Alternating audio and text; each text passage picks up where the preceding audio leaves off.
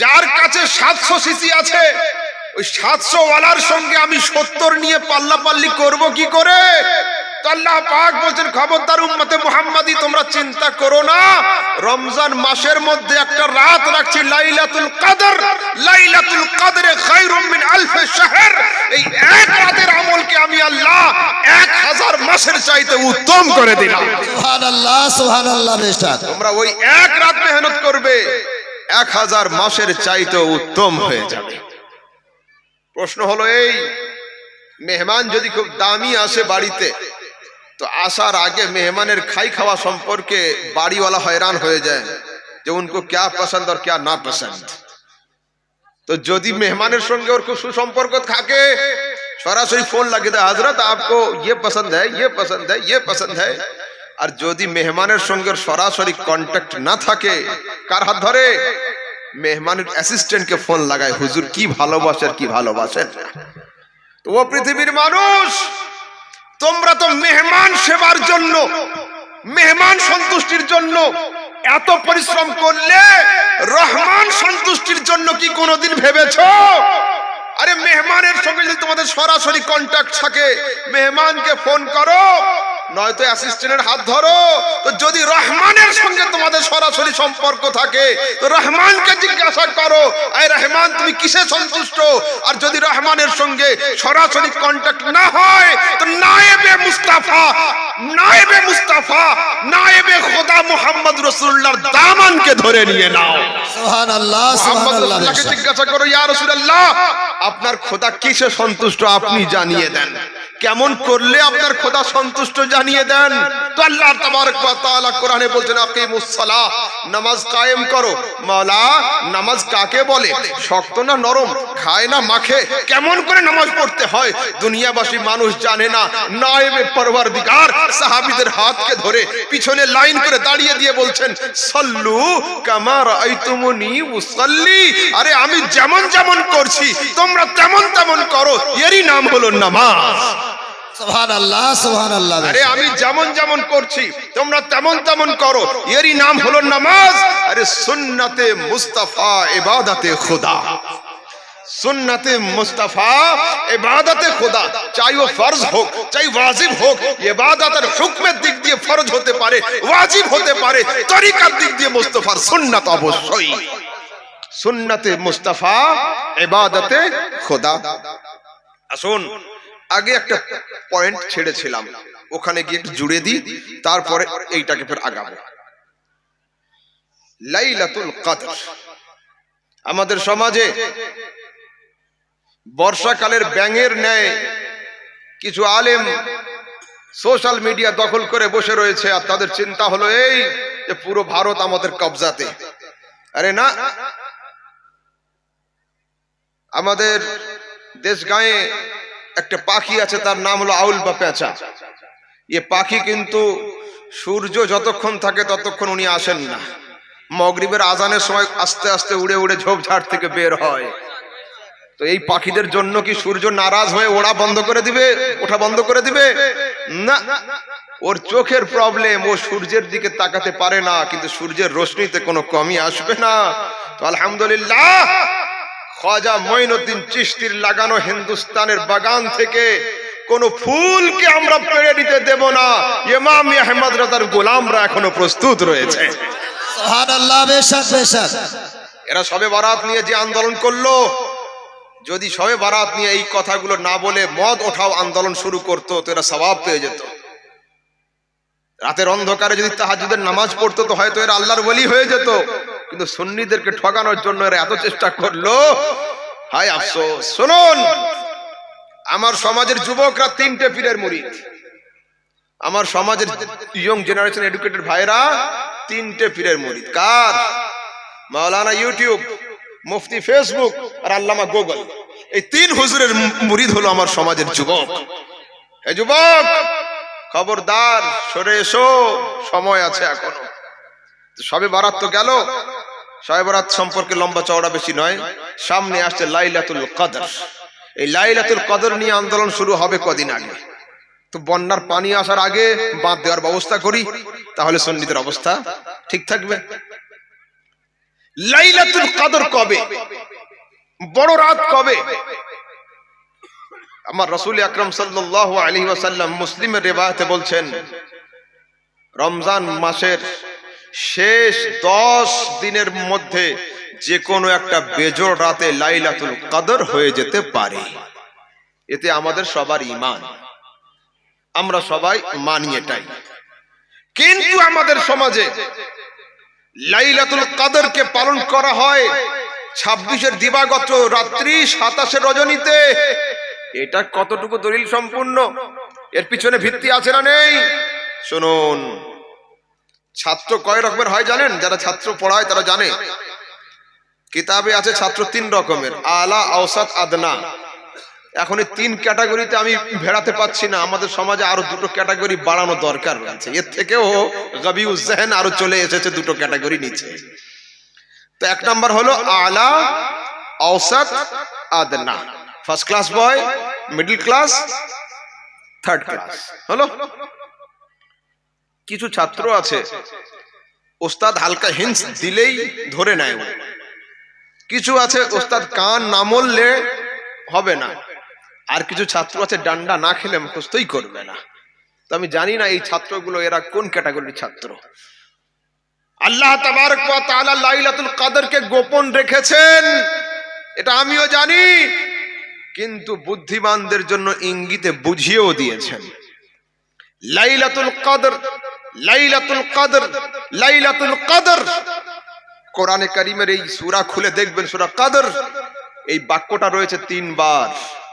প্রত্যেকবারে 9টা করে অক্ষর রয়েছে। লাম, ইয়া, লাম, গোল, তা, আলিফ, লাম, কাফ, দাল, রা। হলো 9টা অক্ষর। 3 9 27। তো আল্লাহ তাবারক ওয়া তাআলা গোপন রেখেছেন আর বুদ্ধিমানদের জন্য ইঙ্গিতে বুঝিয়েও দিয়েছেন। সুবহানাল্লাহ, সুবহানাল্লাহ। বেশক যদি এতেও কারো বুঝ না আসে তো সেহাসিত্তার রিওয়ায়াত খুলুন, কিন্তু কিতাবের নাম বলবো না, খুঁজুন আপনারা। এতটুকু বললাম, সেহাসিত্তার মধ্যে দেখাবো আমি। সেহাসিত্তার হাদিসের মধ্যে সরাসরি রাসূল আকরাম সাল্লাল্লাহু আলাইহি ওয়াসাল্লাম বলেছেন, লাইলাতুল কদর লাইলাতু 27। 70 মানে 7, 20 মানে 20। আমার রাসূল সরাসরি লাইলাতুল কদর 27-এর রজনীতে 1400 বছর আগে ঘোষণা দিয়ে চলে গিয়েছেন। সুবহানাল্লাহ, সুবহানাল্লাহ। বর্তমানে যদি আমার যুবকরা এই আমল করে নিশ্চয়ই শিরক বিদআত হবে না। আচ্ছা, কোন বাহানাতে, কোন রিজনকে সামনে রেখে যদি আমার সমাজের যুবকরা ফ্রি ফায়ার আর পাবজি ছেড়ে 2 ঘন্টা মসজিদে এসে আল্লাহ বিল্লাহ করে, কোনো ক্ষতি হবে? তো চাই সবে বারাত হোক, লাইলাতুল কদর হোক, মুহররম হোক, সবে মেরাজ হোক, যে কোনো বাহানাতে আল্লাহর বান্দারা যদি আল্লাহর ঘরে ফিরে এসে 2 ঘন্টা ইবাদত করে, তো এতে ক্ষতি কি হবে? এতে ক্ষতি কি হবে? চলুন আগের দিকে যাই। এই সাবজেক্টকে এখানে ক্লোজ করুন। এটাকে আমি ফের আনবো, একটু পরে ঘুরিয়ে আনবো। এখানে আগে যেখানে ছাড়লাম নায়েবে পরওয়ারদিগার, ওইখান থেকে চলুন খানিকটা সফর করি। আগুন আর পানি, আগুন আর পানি।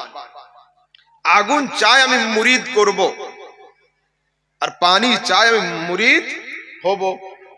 তো যদি কেউ জ্বলন্ত উনান বা আগুন স্টোভের উপরে 1 লোটা পানি ঢেলে দেয়, আগুনের মুরিদ করা হবে না, পানির মুরিদ হওয়া হবে না। কিন্তু এই আগুন চাইছে মুরিদ করব, আর পানি চাইছে আমি ওর হাতে বায়াত হব। তো হযরত মাওলানা আব্দুস সামাদ সাহেব বুদ্ধিমান লোক কি করেছেন, নিচে আগুন জ্বালিয়ে দিয়েছেন, তার উপরে একটা হাঁড়ি বসিয়ে দিয়েছেন, আর হাঁড়ির উপরে পানি ঢেলেছেন। হাঁড়ির কাজ কি? নিচে থেকে গরমি নেওয়া আর উপরে পানিকে গরমি সাপ্লাই করা। হলো? তো ও পৃথিবীর মানুষ, আল্লাহ তাবারক ওয়া তাআলা হল গায়বুল গায়ব। ও খোদা মানব আকৃতি ধারণ করে আপনার আমার সামনে আসবে না, আর আমরা সরাসরি তার পর্যন্ত পৌঁছতে পারি না। কিন্তু খোদা চাচ্ছে তার রিয়ালিটি, তার কোয়ালিটি, তার জাত এবং সত্তা এবং তার তৌহিদের নলেজ দুনিয়াবাসীকে দান করবে। এবং আমরা চাইছি খোদার তৌহিদি নলেজকে গ্রহণ করব, কিন্তু সরাসরি কানেক্ট হচ্ছে না।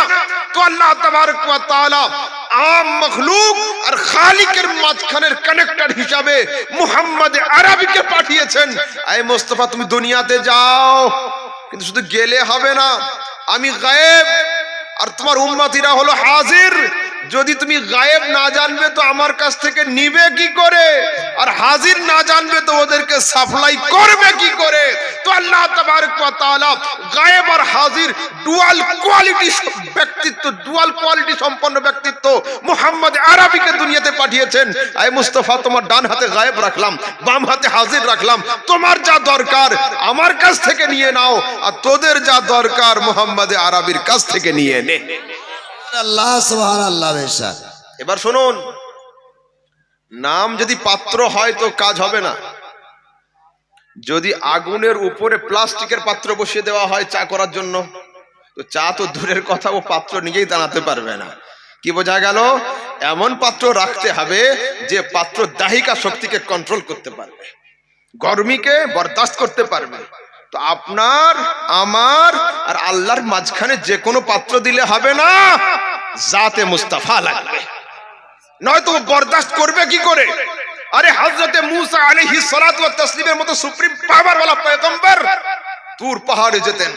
আল্লাহ পাকের আদেশ ছিল, মূসা, the Tur mountain is the fixed place for you. আয়াত লাগবে তুরে এসো, বিচার লাগবে তুরে এসো, ফয়সালা লাগবে তুরে এসো, আদেশ লাগবে তুরে এসো, নিষেধ লাগবে তুরে এসো।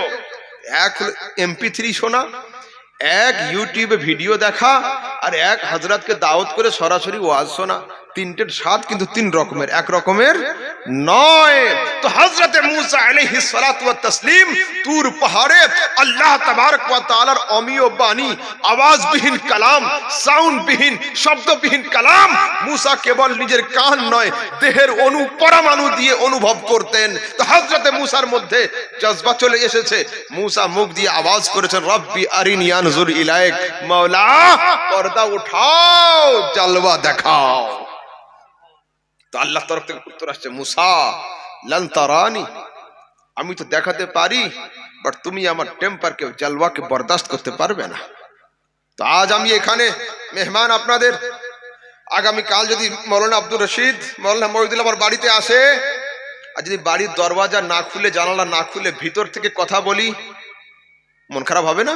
যে কাল এখানে আসলেন, হুজুর সামনাসামনি হলো, আজকের হবে না কেন? তো হযরতে মূসার মন খারাপ হয়েছে। আল্লাহ পাক বলেন, মূসা ওয়ালাকিন উনজুর ইলাল জাবাল ফাইন ইসতাকাররা মাকানহু সাউফা তারানি, তাকাও তুর পাহাড়ের দিকে, তুরের উপরে আমি আমার তাজাল্লা, আমি আমার লাইট, আমি আমার নূর, আমি আমার রোশনীকে ফেলবো। তুর যদি আপন জায়গায় দণ্ডায়মান থাকতে পারে, অতি অবশ্যই তুমি জালওয়া দর্শন করবে। সুবহানাল্লাহ সুবহানাল্লাহ বেশক। কোরআন সাক্ষ্য দিচ্ছে, ফালাম্মা তাজাল্লা রাব্বুহু লিল জাবালে জাআলাহু দাক্কান ওয়া খাররা মূসা সাইকা। যখন আল্লাহ তাবারক ওয়া তাআলা ৭০,০০০ হিজাবকে ভেদ করে কিঞ্চিত পরিমাণ নূরকে তুরে ফেলেছিলেন, তুর চূর্ণ বিচূর্ণ হয়েছিল, নবী মূসা লুটিয়ে পড়েছিলেন। এটা চলতি বাংলাতে বেহোশ শব্দ বলা হয়, কিন্তু পয়গম্বরের শানে লোটানো বললে ভালো হবে, লুটিয়ে পড়া, যেটা উর্দুতে গাশতারি বলে। কিন্তু সাধারণ লোককে বোঝানোর জন্য আমি ওই শব্দই বলছি আপনাদের।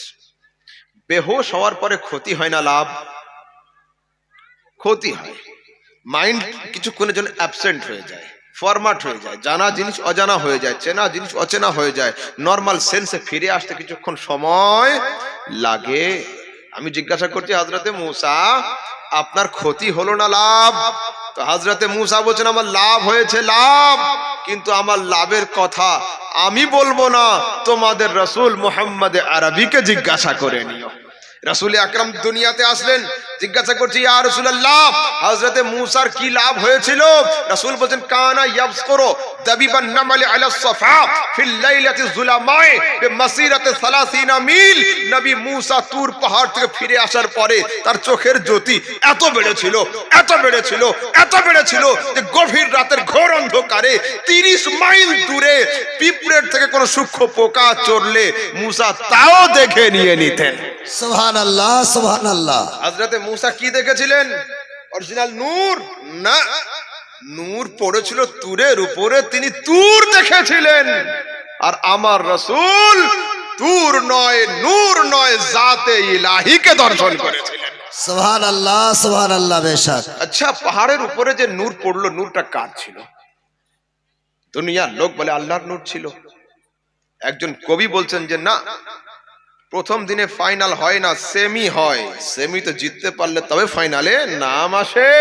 আরে হলো ধন্য ধরা মোর নবীর নূরে, যে নূর দেখেছিল মুসা কোহে তুরে। সুবহান আল্লাহ বেশক ওটা নূরে খোদা ছিল না, নূরে মুস্তাফা ছিল।